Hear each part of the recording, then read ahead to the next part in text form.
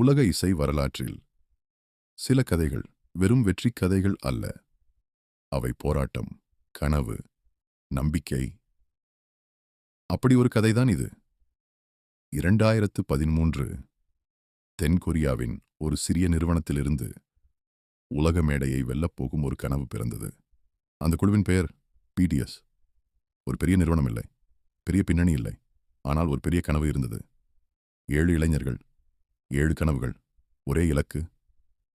RM, Jin, Suga, J Hope, Jimin, V, Jungkook. இவர்கள் வெறும் பாடகர்கள் அல்ல, இவர்கள் ஒரு தலைமுறையின் குரல். ஆரம்பம் எளிதாக இல்லை. மேடைகள் இல்லை, அங்கீகாரம் இல்லை, சில நேரங்களில் உணவுக்கு போராட வேண்டிய நிலை.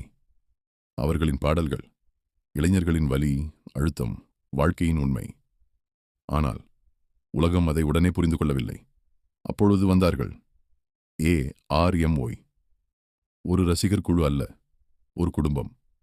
சமூக வலைதளங்களில் ஒரு சிறிய குரலை உலக குரலாக மாற்றியது ARMY.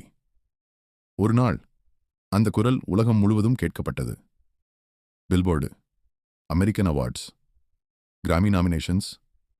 ஒரு கொரிய இசைக்குழு உலகத்தை வென்றது. PDS பாடல்கள் வெறும் இசை அல்ல, அவை ஒரு செய்தி. Love your self. உன்னை நீ நேசி, உன்னை நீ ஏற்று. இந்த ஒரு வரி மில்லியன் கணக்கான இளைஞர்களின் வாழ்க்கையை மாற்றியது. இசையை தாண்டி PDS உலக மேடைகளில் பேசத் தொடங்கியது. யுனைட் நேஷன்ஸ் மேடையில் இளைஞர்களுக்காக அவர்கள் குரல் கொடுத்தார்கள். இது வெறும் இசை வெற்றி அல்ல, இது ஒரு மாற்றம். ஒவ்வொருவருக்கும் ஒரு கதை இருக்கிறது.